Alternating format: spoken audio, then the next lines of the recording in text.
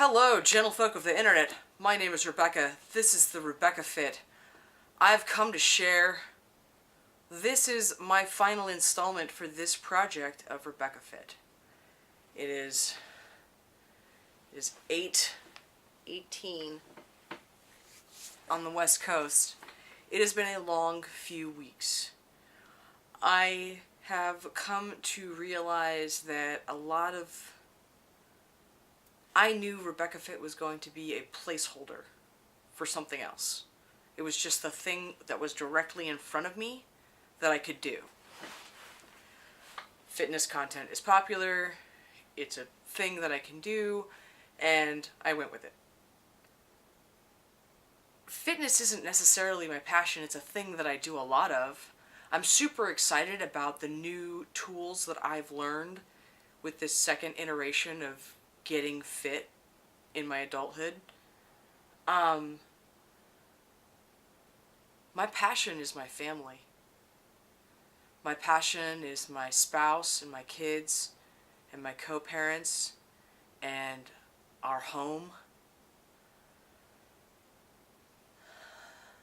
And I was working really hard to create fitness content when my life has plenty of stuff that needs to happen.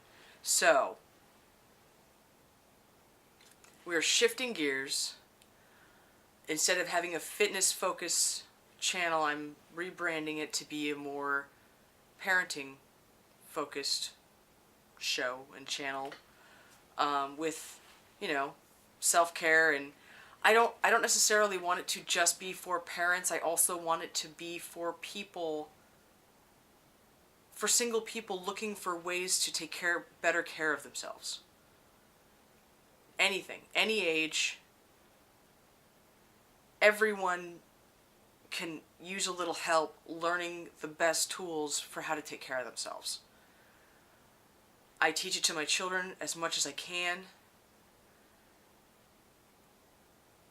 One of my favorite parts about being a new parent was when I started teaching my kids some of the just breathing techniques that I didn't learn until I was in my 30s on how to calm down. And I'm teaching my 3-year-old kids how to breathe and calm themselves. Like they say please and thank you and stuff.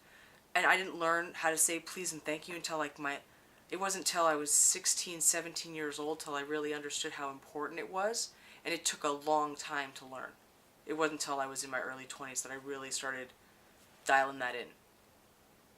And my kids do that right now.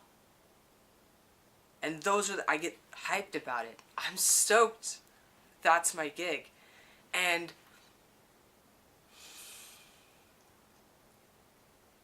I almost feel like there's a little bit of a shame. There's certainly a cultural stigma around being at home and choosing to stay at home. And I chose to stay at home. And I'm so lucky to be in an environment where that's supported and that's even possible. I can't even adequately express how lucky I feel. It feels like a fairy tale, the reality that I get to live.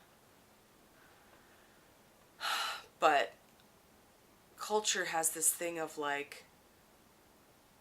maybe it's backlash from 50s wives who didn't want to be wives. I totally get that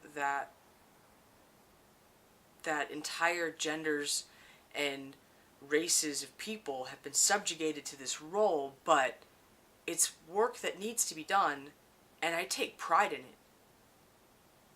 Mammals are disgusting creatures.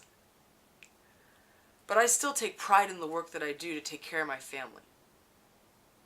And clean the shit. And take care of the home with love.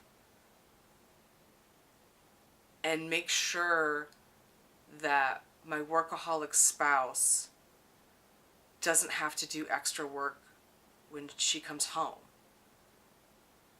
it's a privilege to me to do that for her.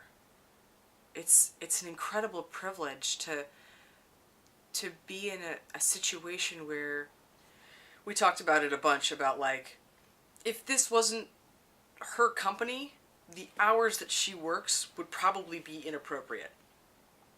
But it is our equity. And I'll support her. And I'll make sure that the laundry's clean and the dishes are done and everything around the house is at least a minimum of that she doesn't have to worry about it. And that's a privilege. And that's everything that I can do to contribute to her home life being stable so that she can be the CEO running her company. It's a privilege to be home for my kids so that the last 3 weeks,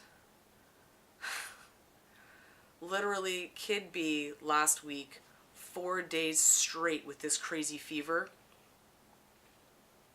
5th day fine, goes to school. Kid A this week, 4 days straight, crazy fever. We took him to the doctor, by the way. The doctor was like, yeah, they're just kids, they get sick. But we checked him out because one of the teachers said something and I had to be worried, and then we went to the doctor. And the doctor was like, yep, they're kids, they're sick, it's winter.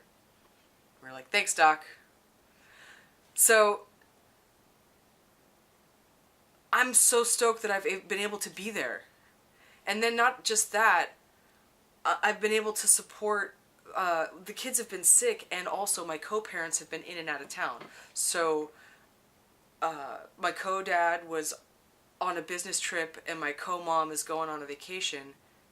And like those are just like tag in, tag out situations. And also people around me, everyone is getting sick. I think it's yin chow. Is that the stuff I was talking about earlier? Cold stop. Do that. Stuff's crazy. It actually works. I've been around sick people for 3 weeks straight and I have not been down with bed sick. Witchy superstitions. Yeah. So my passion, like clearly I can talk about this forever. About people being sick in my house and me taking care of them. And what a privilege it is. And how much I love them. So obviously I need to change the channel content. So we're rebranding to something else. I'm gonna wait a little bit. Not too long, like a week. I'm gonna be moving over weekly updates, but it's gonna be more about the kids and stuff, because I mean, that's stuff I was talking about anyway. The weekly update probably doesn't change much. I really want to focus on producing that massage episode situation. That's really my focus. That's that one thing that we have up, that I've been working these 16 weeks to produce that. And I know it's good. And I'm going to keep producing that. For sure. We're dumping the montage because I hate them. And I've got other offerings that I'm going to be working on. So that's going to be happening. And thank you, every single view, every single follower. Thank you so much for supporting and offering your attention to this project. It's been a privilege to host you, and I look forward to future adventures. Have a great day.